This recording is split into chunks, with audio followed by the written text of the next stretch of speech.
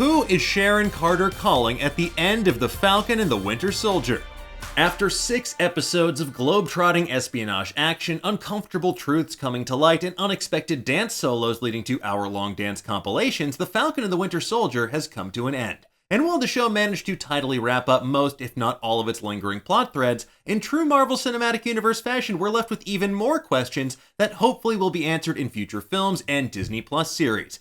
But today we want to focus on one of the biggest mysteries of all, one that's going to be keeping us up late at night, at least until Loki premieres on June 11th. Who is Sharon Carter speaking to on the phone during the finale's mid-credits scene? Well, we have some theories, but in order to explore them in detail, we do need to kind of spoil what happened in the finale and the rest of the series. So if you haven't seen it yet, go watch it now or else you might wind up throwing something in anger. Okay, let's get into it, shall we? So during the event of the Falcon and Bucky show's finale, One World, One People, we get confirmation that it was Sharon Carter all along. Move over, Agatha. That's right, Sharon was secretly Double Agent Carter, revealing that she is in fact the power broker, the judge, the jury, the executioner of Madripoor, who has no qualms about placing 1,000 Bitcoin bounty on her friends' heads, while also leading them directly to the ex-Hydra scientist she has producing super soldier serum in a secret warehouse lab, which, now that I say that out loud, I have even more questions. And while Sharon's big reveal may have been underwhelming for certain people expecting Thunderbolt Ross or another major character from the comics, the reveal was telegraphed well in advance and I thought played out nicely. Case in point, look at the phone Sharon was using, which we broke down in a recent video, and spoiler alert, it's not an iPhone. But speaking of Sharon's phone, it played a major role during the post-credit scene when a newly pardoned Sharon Carter receives a heartfelt apology from the nameless Senator Bad Guy and reinstated to her old division, probably the CIA. Now, speaking with a mystery person on the other end, Sharon confirms that she is still up to no good. And while super soldiers may be off the menu, boys, they will have plenty of access to government secrets, prototype weapons, and whatever else the government might be hiding. Who knows? Bigfoot? But who is she speaking with? Well, let's run down the list of the likeliest suspects and what each one might mean for the future of the Marvel Cinematic Universe. Let's start with the likeliest option, Mephisto! I'm kidding, he only texts. The Occam's razor answer is that Sharon is speaking with her associates back in Madripoor, like that nameless woman to whom she spoke at the end of episode 3 after parting ways with Sam, Bucky, and Zemo.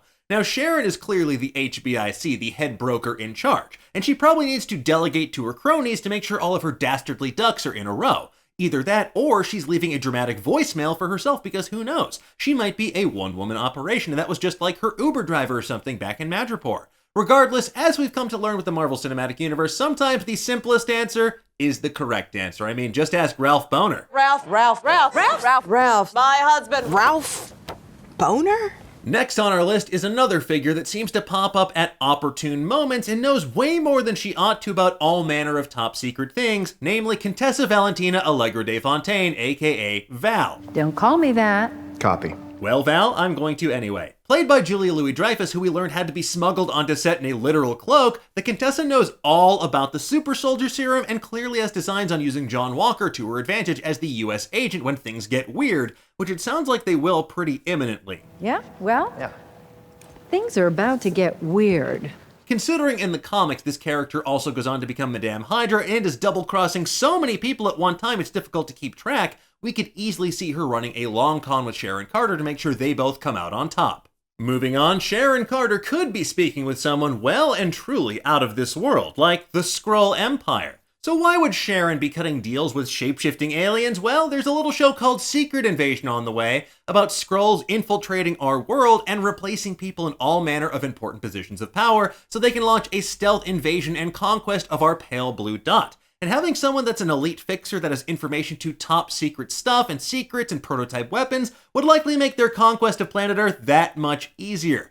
And look, while Sharon has every right to be bitter about how she was treated in the wake of Civil War, some people believe that the Sharon that we saw in the Falcon and Bucky show was actually a Skrull all along, and they use that to help explain her actions in this series. And to be honest, I'm not sure I buy that because having a Skrull agent already undercover as Sharon Carter also wearing a nanomask during the finale kind of feels like a bit of a face on a face, to paraphrase a popular adage. Moving down the list, we come to a dark horse suspect who you just know that Marvel is champing at the bit to bring back into the Marvel Cinematic fold, and that is Norman Osborn. And look, we don't see the formation of the Thunderbolts or the Dark Avengers in the Falcon and Bucky show, but enough breadcrumbs are here and in WandaVision about manufacturing heroes that the government can control to give us a sense this is what they're building towards in the long run, but we'll just have to wait and see. With rumors that Norman Osborn could return in Spider-Man No Way Home, a movie that already boasts former Raimi-verse figures like Alfred Molina as Dr. Octopus and J.K. Simmons as J. Jonah Jameson, plus Jamie Foxx returning from the Amazing Spider-Man movies as Electro, anything is possible. I mean, look, as we saw in Spider-Man Far From Home, somebody bought Avengers Tower, and who's to say that it wasn't Oscorp? I mean, what better place to use ill-gotten prototype weapons and government secrets for personal gain than in your own high-tech skyscraper lab, after all?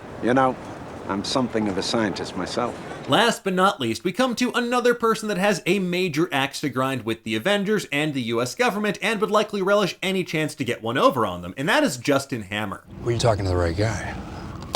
Like Sharon, Tony Stark's old rival has had enough time to stew, and he's likely ready to reclaim his old empire. With Sharon's impending access to government secrets and prototype weapons, this could be an easy way for a newly released Hammer to kickstart Hammer Industries with stolen Stark tech.